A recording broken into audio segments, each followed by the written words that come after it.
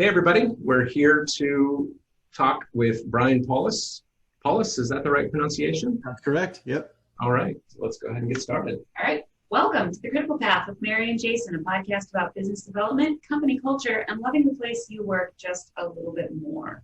This is episode 68, and we're talking to Brian Polis. He is the Director of Health and Safety for Graham Construction. We're really excited to have you on today for our September 11th special episode. Thanks, glad to be here. So Brian, could you give us a little bit of insight in terms of who you are and where you came from? Sure. So I've been in construction for 22 years and basically started off in operations and then made the transition into full-time safety around 2006. And I've been a full-time safety practitioner ever since. I am a board certified safety professional. I'm a construction safety and health technician and a construction risk and insurance specialist, as well as a certified trainer for the construction industry. And so in your history, you've worked across the West Coast, you worked in Hawaii. It's super interesting. It seems like you've seen quite a bit in terms of different safety practices. We chatted a little about how we're jealous of your time in Hawaii. Totally jealous, totally jealous. So you work for Graham, and I know that Graham, are they a Canadian-owned company? Yeah, we're corporately based out of Calgary, and we operate across Canada and actually across the U.S. We have offices in the U.S. in Seattle and Spokane. We have offices in Colorado as well as Nebraska, and we work with some national clients. Yeah, and so we were chatting before we started here briefly about the fact that you were on the Kingdom, Yes. the Kingdom Demolition, and that's just a super exciting time to be around construction, because I think that is kind of a memorable point. What year was that? What year was that? So I was on the Kingdom project from 99 to 2002 so the demolition plus the rebuild of the new stadium. The implosion itself was 2000, I believe. Yeah. Right around 2000. So what was your role on that project for the demolition? So I started off as a field engineer. And so that was before I had made a transition into full-time safety, so operationally based. And one of my jobs was to support the demolition crew through the drilling and preparation of getting the Kingdom ready for the implosion. And so that involved removing the roof and getting back to basically the concrete structure as much as possible, and doing a lot of soft demolition on the interior spaces. Again, the idea was to basically have a concrete shell that was going to be imploded, and then all the concrete then was ultimately going to be recycled and was recycled. Much of it was used actually on site to raise the existing grade about 3 feet. Wow. So the new stadium's about 3 feet over where the Kingdom used to be. So it was actually ground up on site, spread around, and then the remainder was trucked off. And so we're talking on the anniversary of 9/11, 19th anniversary. And I think that, put that in perspective. And a lot of things have changed in the construction industry, in the building industry since 9/11 related to what we discovered from the fallout of that event. So what are some things that took place on the Kingdom demolition that maybe wouldn't be executed the same way today?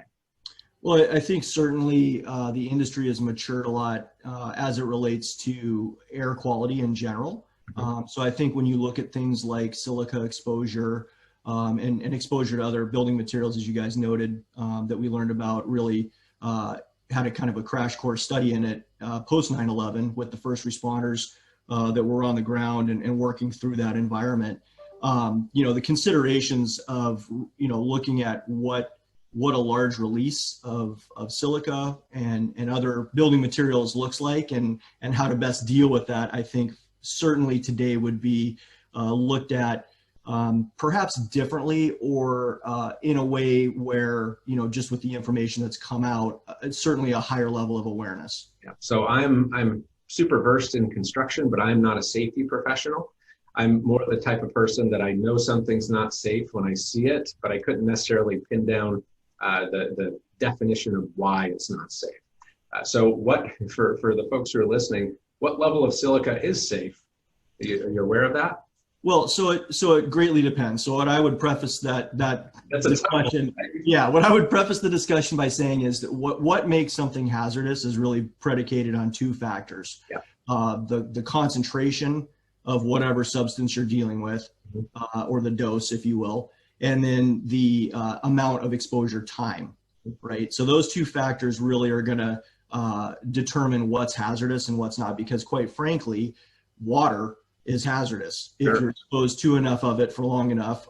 Same with sugar and things that normally are good. So that's really the important thing to, I think, realize. For construction in particular, there's obviously regulations on permissible exposure limits based on an 8-hour, time-weighted average. So industrial hygienists spend most of their function and most of their careers really looking at substances and then how much of that substance over what period of time is safe and what's dangerous. And so for the general public, those oftentimes are either developed or created differently than they would be for a workplace exposure. And there's a lot of different reasons for that, but OSHA is going to, and the Association of Industrial Hygienists is going to really determine for a workplace exposure what that looks like. And then for the general public, that's going to be more like perhaps the EPA, the Department of Ecology, and things like that. And so really it varies. That's the easy answer. Well, and I think if you think about the way that our industry has changed from the time of the Kingdom to now, it's pretty incredible the steps that we've taken and the knowledge that we've added to the conversation. Because I think the consideration when we demolished the Kingdom, it was just a cloud of dust. So can you describe, or can you share the story about what it looked like? About watching it happen. I was going to ask that. That's I mean, it was definitely a sight to be seen. I'll say that. I think it was a pretty historic day for the folks that were in Seattle at the time. I got quite a few, or had access to quite a few aerial photos that were taken on the day of the implosion and during the implosion and subsequent. And one thing that just stands out is the amount of folks that were there to really see the skyline of Seattle change forever in a huge way. And so being at Ground Zero myself, I was on the corner of right at FX McQuarrie's, for those that remember that restaurant. So right down by King Street and Occidental portions of the town. And I think one thing that struck me is when the implosion occurred, obviously it generated quite a cloud of dust. And, at that close proximity to the location, it actually darkened the sky. And it felt, there was a pretty eerie feeling. It happened at 8:30 in the morning. And so it was a beautiful sunny, for those that remember, beautiful sunny, crystal blue skies. It was just a beautiful Seattle morning. And it did have a breeze, so that they were watching the weather that day. And one of the reasons that they wanted the breeze was to as quickly as possible, dissipate the dust cloud that would be generated. And so, but it was significant from a dust cloud perspective, and I think if you can find the news footage and some of the still photographs, it's pretty impressive of the plume that was generated for that. And so, seeing that sky darken and the cloud come over, I will say that it my recollection is that it did pass pretty quickly and then start to move into kind of throughout downtown Seattle as it began to disperse up. So it really kind of blew, I would say, to the northeast slightly, probably was the direction it was really going in. But there was quite a monumental cleanup effort after that, because obviously cleaning up the city was important and needed to be done. So there was an army of street sweepers that were procured and at the ready. I forget the exact number, but it was probably over 60 or 70 street sweepers that were procured for that. And quite a bit of effort was put into that. When you even shared that there was a public relations component to the demolition of the Kingdom, talk a little bit about that. Sure. Well, there were several factors needed to occur before the actual implosion of the Kingdom, just from a risk and hazard perspective. One of which was there was actually a detailed survey conducted of all the surrounding buildings. Mm-hmm. And we really had to get a good sense of what was the existing condition, And again, we're talking Pioneer Square, so really old buildings, many timber buildings, and brick buildings. And this also was before the Nisqually earthquake that happened as well. And so again, the state of these buildings today, and many have already been upgraded seismically based on the Nisqually earthquake. That hadn't occurred yet when we were dropping the King Dome. Right. So we knew this was going to generate quite a lot of energy. It happens to be on the Denny regrade portion of town, so it's a very low density soil type to begin with. So we knew that this was going to happen, and I think the beast mode quake actually is evidence of how jiggly the earth is around that entire area. Yeah. So a detailed survey was conducted there just to look at, what was cracked, what was existing, what were these conditions like. So that was a big part of the outreach. And then aside from that, it was really working with the surrounding neighbors. There's, that part of town has offices, there's residential, condominiums in very close proximity. The main Burlington Northern Santa Fe and Amtrak train station and tracks are about 55, or were about 55 to 100 feet off the side of the King Dome itself. So, doing all those surveys, working with the stakeholders, with the railroad, with the residents, the homeowners associations, and the various property owners, all was a huge public relations outreach, as was working with the businesses that were going to be impacted. Because again, on the day of the implosion, we had to have a zone set up that really precluded people from being in certain areas in certain places, and had to be relocated or closed temporarily to facilitate that. Well, and you had even shared that there was a bit of hype that was put into it,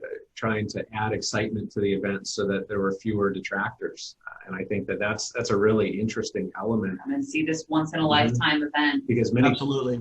especially in Seattle, it's very easy to get people to come out of the woodwork and protest or have a problem with construction work of any sort.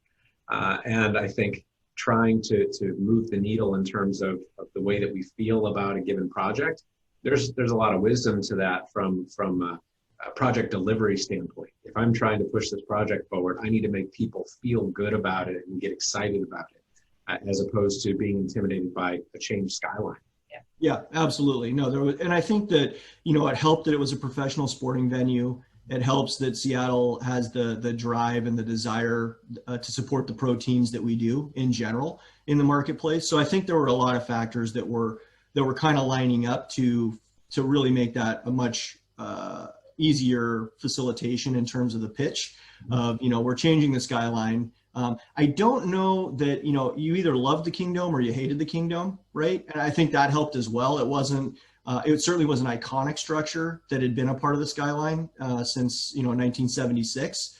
But I do think there were people that were happy to get rid of it and see what we have now in CenturyLink Field. So I think that again, all those factors lining up made it a little bit more exciting for people to want to see. And the time between when the King Dome was imploded and 9/11, it was actually not that far apart. I was thinking while I was listening to the description that doing an implosion like that shortly after 9/11 would have been really probably traumatic for a lot of people. And especially after, because essentially after the buildings, Trade Center went down, there was a lot of information that was gathered from all of the impact of breathing building materials.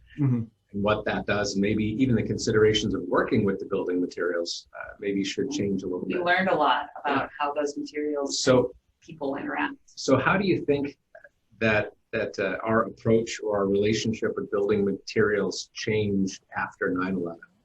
Well, I mean, I think there's certainly a greater awareness across the board, not only in the industry of construction, but just the general public and many other industries now, certainly first responders, obviously, in terms of, what does air quality look like? Why is it important? Why are the controls that we put in place important? What are the best controls to put into place? I mean, when you look at a 9/11 event, obviously that was unplanned. Obviously it was a huge scale incident. And so a lot of the quote unquote best mitigation strategies from a silica standpoint, just for an example, You always want to try to use what's called the hierarchy of controls, and you want to focus on, eliminating the hazard as your best choice, right? The worst choice you can do is actually put somebody in personal protective equipment.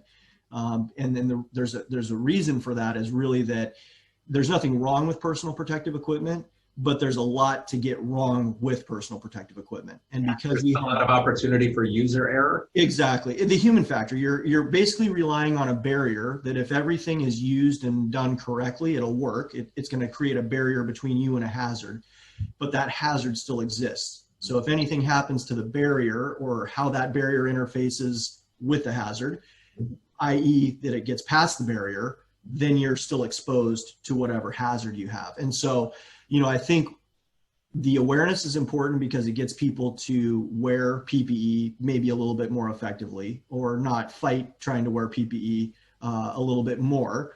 But again, when you look at things like a planned implosion or a large-scale demolition project, or any really planned building activity, you can better plan in mitigation strategies that are going to be more effective. I don't think you would ever get away from personal protective equipment. I mean, I think it's kind of like a belt and suspenders approach in many ways, but you certainly should be doing other things that would mitigate that. Now, given a project like imploding a kingdom, which was in the top 5 certainly largest concrete structures in the world at the time, can be a little bit difficult, right? So, for example, one of the key mitigation strategies for air quality is simply, in construction, it's simply wetting the material down so you're not generating a dust cloud. And we saw that with the viaduct when that was coming down. I mean, exactly. Imagine how much water was used to control it. And we certainly used beyond our fair share of water during the Kingdom process, in the processes that we could do that. On an actual implosion day, that was not a feasible control to utilize.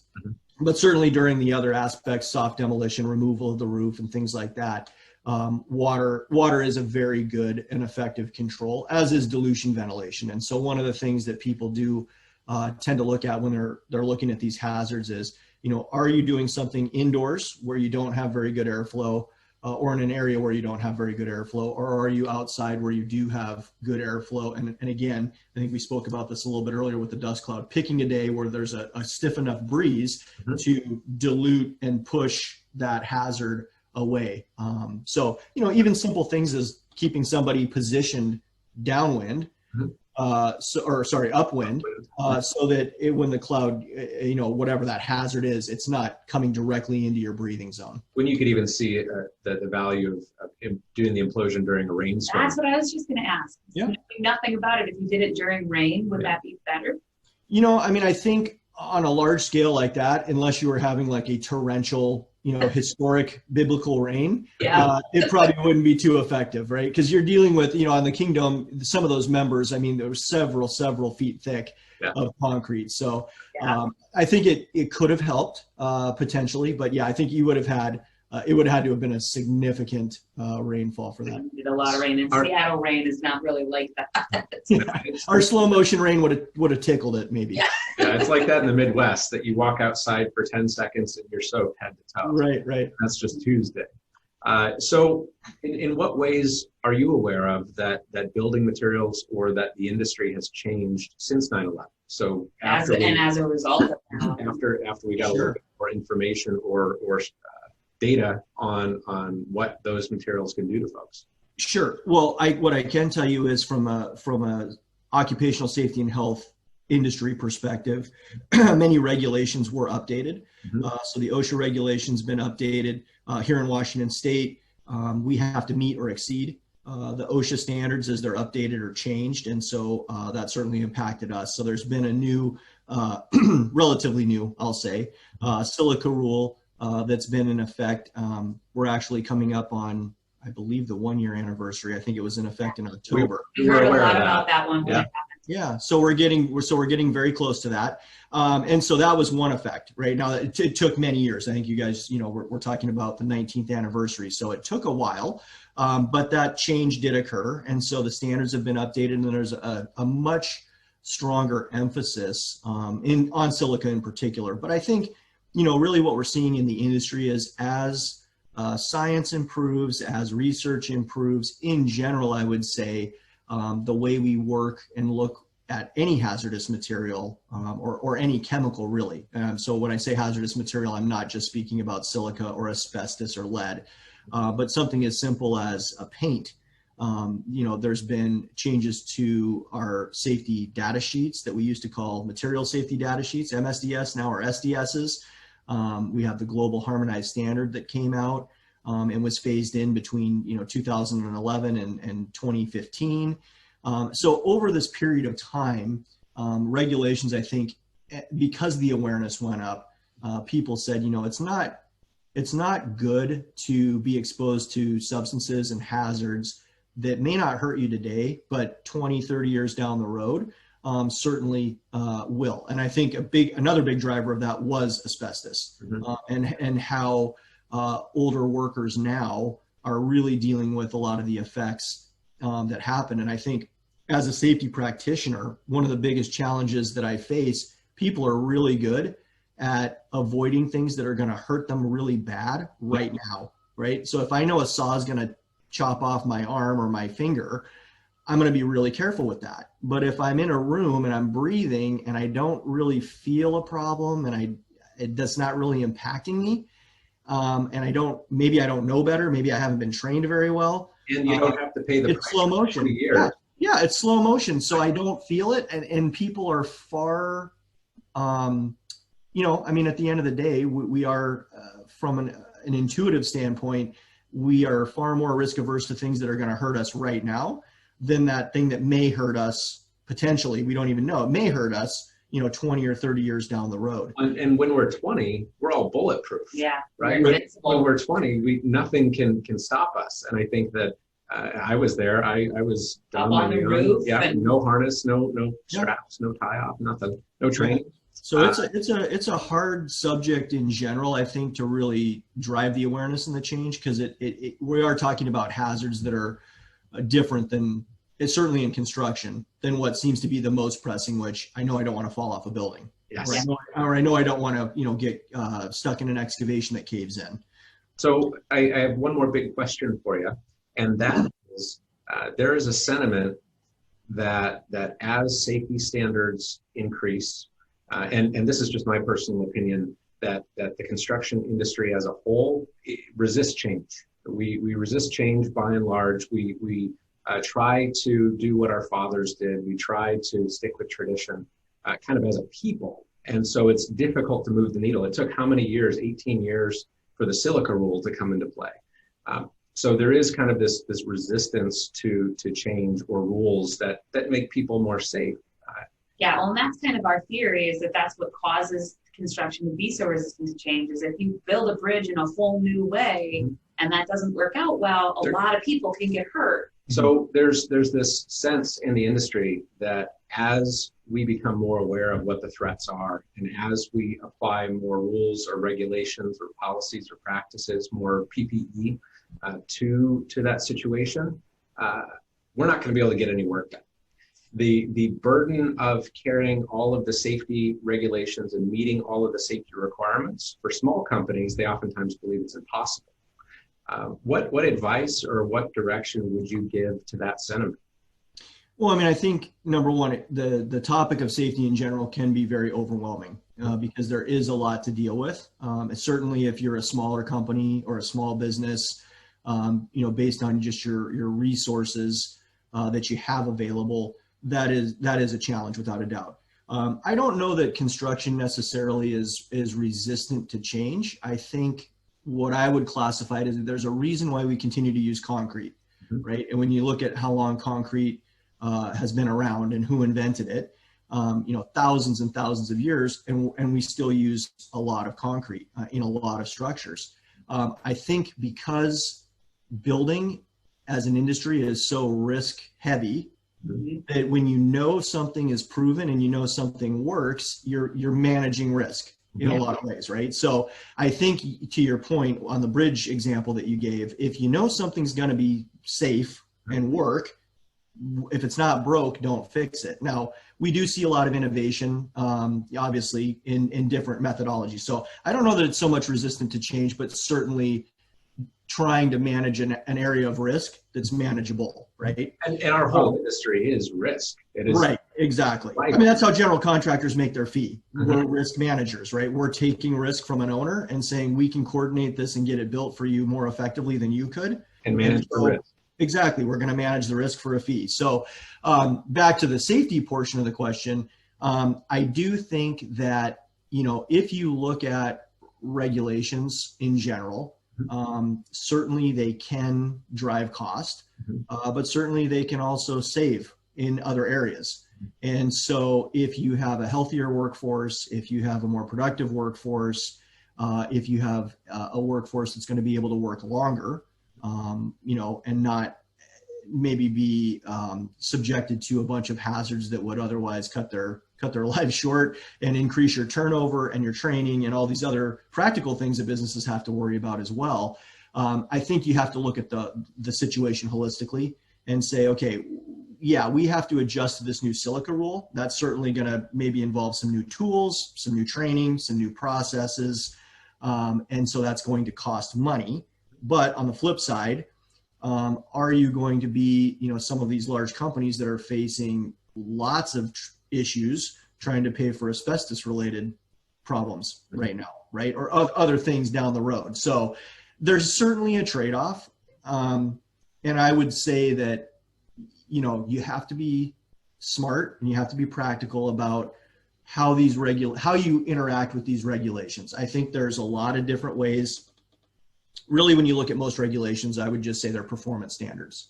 You have to achieve this level of safety or this level of performance. How you choose to do that can be quite varied. And I think the companies that are the most successful are the ones that can really effectively utilize their practitioners to develop really creative solutions to achieve the best outcome with the least amount of cost. And I think that the key to that is the idea that when you're thinking about, you said holistically, and what I take from that is when you're thinking about the big picture, when you're thinking about the lifespan of your workforce and your individual workers, when you're thinking about their production over their career, as opposed to, I have these workers for 6 months and then I'm going to turn them out and I'm going to get new ones. When that's your mentality, then I think that you see the divide happen there where you're talking about different types of companies. You're talking about different spirits of companies. Absolutely. It's a different culture. It is. Yeah.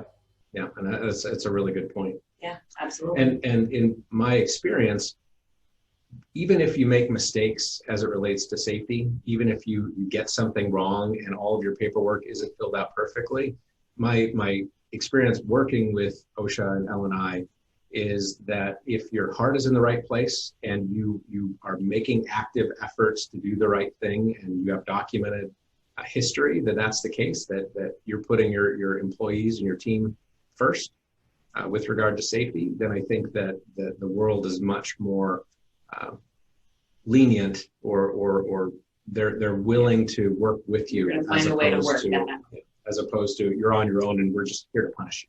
Yeah, I mean, it definitely varies, I would say, from agency to agency and area to area. But I would agree with you. Almost every regulatory body as it pertains to workplace safety does have what they call a good faith factor that calculates into whether you get a penalty or what type of penalty you get.